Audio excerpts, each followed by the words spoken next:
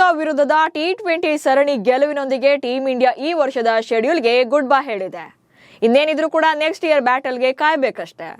Interesting ಅಂದ್ರೆ ನರೇಂದ್ರ ಮೋದಿ ಕ್ರೀಡಾಂಗಣದಲ್ಲಿ ನಡೆದ ದಕ್ಷಿಣ ಆಫ್ರಿಕಾ ವಿರುದ್ಧದ ಕೊನೆ ಪಂದ್ಯದಲ್ಲಿ ಭಾರತದ ಪರ್ಫಾರ್ಮೆನ್ಸ್ ಅಂತೂ ನೆಕ್ಸ್ಟ್ ಲೆವೆಲ್ನಲ್ಲಿತ್ತು. ಅಂಡ್ ಈ ಮ್ಯಾಚ್ ಅಲ್ಲಿ ಬಿಸಿಸಿಐಗೆ ಒಂದಷ್ಟು ಕ್ಲಾರಿಟಿ ಸಿಕ್ಕಿದೆ. ಸಂಜು ವರ್ಸಸ್ ಗಿಲ್ ಅಂತ ಬಂದಾಗ ಆ ಕನ್ಫ್ಯೂಷನ್ಗೆ ಉತ್ತರ ಸಿಕ್ಕಿದೆ. ಆದ್ರೆ ಸೂರ್ಯಕುಮಾರ್ನ ತಲೆಬಿಸಿ ಮಾತ್ರ ಕಂಟಿನ್ಯೂ ಆಗಿದೆ. ಕ್ಯಾಪ್ಟನ್ಸಿ ಬದಲಾವಣೆಯ ಕೂಗು ಎದ್ದಿದೆ. ಸೊ ಸಂಜು ಬ್ಯಾಟಿಂಗ್ ಅಡ್ವಾಂಟೇಜ್ ಏನು? ಗೌತಮ್ ಗಂಭೀರ್ ಶೇಪ್ ಔಟ್ ಆಯ್ತಾ? ಸೂರ್ಯ ಫೇಲ್ಯೂರ್ ಅನ್ನ ಒಪ್ಪಿಕೊಂಡ್ರ? ಹಾರ್ದಿಕ್ ಪಾಂಡ್ಯ ಕ್ಯಾಪ್ಟನ್ಸಿ ಬಾಗಿಲಲ್ಲಿ ನಿಂತ್ರ? ಈ ಬಗೆಗಿನ ಒಂದಷ್ಟು ಮಾಹಿತಿಯನ್ನ ಈ ವಿಡಿಯೋದಲ್ಲಿ ಹೇಳ್ತೇನೆ. ನಾನು ಶಾಂತ. ನೀವು ಸುದ್ದಿಯಾನದ ಸಬ್ಸ್ಕ್ರೈಬರ್ ಆಗೋದಕ್ಕೆ ಮರಿಬೇಡಿ. ಸೌತ್ ಆಫ್ರಿಕಾ ವಿರುದ್ಧದ 5 ಪಂದ್ಯಗಳ ಟಿ20 ಸರಣಿಯನ್ನ ಭಾರತ 3-1 ಅಂತರದಲ್ಲಿ ಗೆದ್ದು ಬೀಗಿದೆ. ಸೊ ಈ ಗೆಲುವಿನೊಂದಿಗೆ ಈ ವರ್ಷದ ಪಂದ್ಯಗಳೆಲ್ಲ ಮುಗಿದಿವೆ. ಇನ್ನು ಪಂದ್ಯಕ್ಕೂ ಮುನ್ನ ಟಾಸ್ ಸೋತಂತಹ ಭಾರತ 20 ಓವರ್ಗಳಲ್ಲಿ 5 ವಿಕೆಟ್ಗೆ 231 ರನ್ಗಳನ್ನ ಕಲೆ ಹಾಕಿದ್ರೆ ದಕ್ಷಿಣ ಆಫ್ರಿಕಾ ತಂಡ 8 ವಿಕೆಟ್ ನಷ್ಟಕ್ಕೆ 201 ರನ್ ಗಳಿಸಿ ಸೋಲೊಪ್ಪಿಕೊಳ್ತು. ಇನ್ನು ಈ ಮ್ಯಾಚ್ ಅಲ್ಲಿ ಹಾರ್ದಿಕ್ ಪಾಂಡ್ಯ ಆಲ್ರೌಂಡ್ ಪ್ರದರ್ಶನ ನೀಡಿದ್ದು ಹೈಲೈಟ್ ಆಗಿತ್ತು. ಟಿ20 ಬ್ಯಾಟಿಂಗ್ ನಲ್ಲಿ 2ನೇ ಅತಿ ವೇಗದ ಅರ್ಧ ಶತಕ ದಾಖಲು ಮಾಡಿದ್ರು. ಅಂಡ್ ಒಟ್ಟಾರೆಯಾಗಿ 25 ಬಾಲ್ಗಳನ್ನ ಫೇಸ್ ಮಾಡಿ 63 ರನ್ಗಳನ್ನ ಗಳಿಸಿ ಔಟ್ ಆದ್ರು. ಇನ್ನು ಬೌಲಿಂಗ್ ನಲ್ಲಿ 1 ವಿಕೆಟ್ ಅನ್ನ ಎಗರಿಸಿದ್ರು. ಹಾಗಾಗಿ ಮ್ಯಾನ್ ಆಫ್ ದಿ ಮ್ಯಾಚ್ ಪ್ರಶಸ್ತಿ ಕೂಡ ಬಂತು. ಅಂಡ್ ವರುಣ್ ಚಕ್ರವರ್ತಿ 4 ವಿಕೆಟ್ ಅನ್ನ ಪಡೆದು ಇಡೀ ಪಂದ್ಯದ ದಿಕ್ಕನ್ನೇ ಬದಲಿಸಿದ್ರು. So player of the series ಪ್ರಶಸ್ತಿಗೆ ಮುತ್ತಿಟ್ರು. ಸೊ ಇಡೀ team performance and winning movement ಅಂತೂ ಬೊಂಬಾಟ ಆಗಿತ್ತು. ಬಟ್ ಈಗ after the match captain Surya ಆಡಿರುವಂತಹ ಮಾತುಗಳೇ ಅಚ್ಚರಿ ಮೂಡಿಸಿವೆ. ಸೂರ್ಯ ಕಾಣೆಯಾಗಿದ್ದಾನೆಂದು ತಪ್ಪು ಒಪ್ಪಿಕೊಂಡ ಕ್ಯಾಪ್ಟನ್. ಭಾರತ ಪರ ನಿನ್ನೆ ಮ್ಯಾಚ್ ಅಲ್ಲಿ ಎಲ್ಲರೂ ಶೈನ್ ಆದ್ರೂ ಕೂಡ ಸೂರ್ಯಕುಮಾರ್ ಯಾದವ್ ಕಂಬ್ಯಾಕ್ ಮಾಡಲಿಲ್ಲ. ಈ ಹಿಂದೆ 3ನೇ ಪಂದ್ಯದ ಬಳಿಕ ಮಾತಾಡಿದ ಸೂರ್ಯ, ನಾನು ಫಾರ್ಮ್ ನಲ್ಲಿ ಇದ್ದೇನೆ, ಆದ್ರೆ ರನ್ಗಳು ಬರ್ತಾ ಇಲ್ಲ ಅಷ್ಟೇ ಅಂದಿದ್ರು.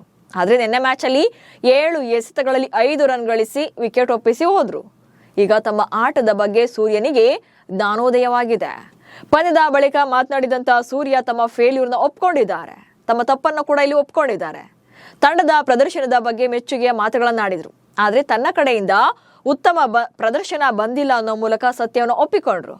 ನಮಗೆ ಸೂರ್ಯ ದಿ ಬ್ಯಾಟರ್ ಕಾಣಿಸದೇ ಇರೋದು ಒಂದೇ ಕೊರತೆ. ಅವನು ಎಲ್ಲೋ ಕಾಣಿಯಾಗಿದ್ದಾನೆ ಅಂತ ನನಗೆ ಅನಿಸ್ತಾ ಇದೆ. ಆದ್ರೆ ಖಂಡಿತವಾಗೂ ಕೂಡ ಅವನು ಇನ್ನೂ ಬಲಿಷ್ಠನಾಗಿ ಕಂಬ್ಯಾಕ್ ಮಾಡ್ತಾನೆ ಅಂತ ತಮ್ಮ ಬಗ್ಗೆ ಆತ್ಮವಿಶ್ವಾಸವನ್ನು ವ್ಯಕ್ತಪಡಿಸಿದ್ದಾರೆ. ಆದ್ರೆ ಸೂರ್ಯ ಉದಯ ಆಗುವಷ್ಟರಲ್ಲಿ ಹೊಸ ಕ್ಯಾಪ್ಟನ್ ನೇಮಕವಾದ್ರೂ ಕೂಡ ಅಚ್ಚರಿ ಇಲ್ಲ. ಕ್ಯಾಪ್ಟನ್ಸಿ ಬಾಗಿಲಲ್ಲಿ ನಿಂತ ಹಾರ್ದಿಕ್ ಪಾಂಡ್ಯ. ಆಕ್ಚುಲಿ ಸೂರ್ಯಕುಮಾರ್ ಯಾದವ್ ಪದೇ ಪದೇ ಫೇಲ್ಯೂರ್ ಆಗ್ತಾ ಇರೋದ್ರಿಂದ ತಂಡದಿಂದಲೇ ಕೈ ಬಿಡುವಂತೆ ಒತ್ತಡ ಹೆಚ್ಚಾಗ್ತಾ ಇದೆ. ಅದು ಅಲ್ಲದೆ 1.5 ತಿಂಗಳಲ್ಲಿ ಟಿ20 ವಿಶ್ವಕಪ್ ಬೇರೆ ಇದೆ. ಹೀಗಾಗಿ ಆಲ್ರೌಂಡರ್ ಹಾರ್ದಿಕ್ ಪಾಂಡ್ಯಗೆ ಕ್ಯಾಪ್ಟನ್ಸಿ ಕೊಡಿ ಎನ್ನುವಂತ ಕೂಗು ಎದ್ದಿದೆ. ಅಷ್ಟಲ್ಲದೆ ಪಾಂಡ್ಯ ಪರ್ಫಾರ್ಮೆನ್ಸ್ ಕೂಡ ನೆಕ್ಸ್ಟ್ ಲೆವೆಲ್ನಲ್ಲಿದೆ. ಕಟಕ್ನಲ್ಲಿ ನಡೆದ ಮೊದಲ ಪಂದ್ಯದಲ್ಲಿ ಪಾಂಡ್ಯ ಮಾತ್ರನೇ ಅರ್ಧ ಶತಕ ಬಾರಿಸಿದ್ರು. ಎರಡೂ ತಂಡಗಳ ಯಾವೊಬ್ಬ ಬ್ಯಾಟರ್ ಕೂಡ ಇದನ್ನ ಮಾಡಕ್ಕಾಗಿರ್ಲಿಲ್ಲ. ಅಂಡ್ ಸರಣಿಯ 3 ಇನ್ನಿಂಗ್ಸ್ಗಳಲ್ಲಿ 142 ರನ್ ಗಳಿಸಿ ಟಾಪ್ 3 ಹೈಯೆಸ್ಟ್ ಸ್ಕೋರರ್ ಆಗಿದ್ದಾರೆ ಇಡೀ ಸರಣಿಯಲ್ಲಿ. ಹಾಗೆ 3 ವಿಕೆಟ್ಗಳನ್ನ ತೆಗೆದಿದ್ದಾರೆ. ಆದ್ರೆ ಸೂರ್ಯ 4 ಇನ್ನಿಂಗ್ಗಳಲ್ಲಿ ಬ್ಯಾಟ್ ಅನ್ನ ಬೀಸಿದ್ರು ಕೂಡ 34 ರನ್ ಅಷ್ಟೇ ಗಳಿಸಿದ್ದಾರೆ. ಹೀಗಾಗಿ ಸೂರ್ಯನಿಗಿಂತ ಪಾಂಡ್ಯ ಬೆಟರ್ ಅನ್ನೋ ಮಾತುಗಳು ಕೇಳಿ ಬರ್ತಾ ಇವೆ. ಇನ್ನು ಇದೆಲ್ಲದರ ನಡುವೆ ಕೊನೆ ಮ್ಯಾಚ್ ಅಲ್ಲಿ ಸಂಜು ಸ್ಯಾಮ್ಸನ್ಗೆ ಚಾನ್ಸ್ ಸಿಕ್ಕಿದ್ದು ಕೂಡ ಎಫೆಕ್ಟ್ ಆಗಿದೆ. ಅಭಿಷೇಕ್ ಮತ್ತು ಸಂಜು ಸ್ಯಾಮ್ಸನ್ ಪವರ್ ಪ್ಲೇ ನಲ್ಲಿ ಧಮಾಕ ಸೃಷ್ಟಿಸಿದ್ರು. ಅಂಡ್ ಸಂಜು 22 ಬಾಲ್ಗಳಲ್ಲಿ 37 ರನ್ ಗಳಿಸಿ ವಿಕೆಟ್ ಒಪ್ಪಿಸಿದ್ರು. ಹಾಗಂತ ಈಸಿಯಾಗಿ ಏನು ಅವ್ರ ವಿಕೆಟ್ ಬೀಳಲಿಲ್ಲ. ಬಟ್ ಗಿಲ್ಗಿಂತ ಬೆಸ್ಟ್ ಅನ್ನೋದಂತೂ ಗೊತ್ತಾಗ್ತಾ ಇತ್ತು. ಬ್ಯಾಟಿಂಗ್ ಆರ್ಡರ್ ನಲ್ಲಿ ರನ್ಸ್ ರೇಟ್ ಕೂಡ ಜಾಸ್ತಿ ಇತ್ತು. ಸೊ ಸಂಜು ಮತ್ತು ಅಭಿಷೇಕ್ ಉತ್ತಮ ಅಡಿಪಾಯ ಹಾಕಿಕೊಟ್ಟಿದ್ರಿಂದ ನೆಕ್ಸ್ಟ್ ಬಂದಂತಹ ಬ್ಯಾಟರ್ಗಳು ಕೂಡ ಅದನ್ನ ಕ್ಯಾರಿ ಫಾರ್ವರ್ಡ್ ಮಾಡಿದ್ರು. ಇನ್ನು ಸಂಜು ವಿಕೆಟ್ ಕೀಪಿಂಗ್ ನಲ್ಲೂ ಕೂಡ ತುಂಬಾನೇ ಶಾರ್ಪ್ ಆಗಿದ್ದು ಕರೆಕ್ಟ್ ಆಗಿ ಜಡ್ಜ್ಮೆಂಟ್ ಮೂಲಕ ವಿಕೆಟ್ ಅನ್ನು ಎಗರಿಸಿದ್ರು. ಹೀಗಾಗಿ ಸಂಜು ಸ್ಯಾಮ್ಸನ್ ಅವರ ಅನುಭವ ಹಾಗೆ ಪರ್ಫಾರ್ಮೆನ್ಸ್ ಗೌತಮ್ ಗಂಭೀರ್ ಅವರಿಗೆ ಶೇಪ್ ಔಟ್ ಆಗುವಂತೆ ಮಾಡಿದೆ. ಒಟ್ನಲ್ಲಿ ಟಿ20 ಟೀಮ್ ಈಗ ಖದರ್ ಬಂದಿದೆ. ಸೂರ್ಯ ಪ್ರಜ್ವಲಿಸೋದೊಂದೇ ಬಾಕಿ. ನಮಸ್ಕಾರ.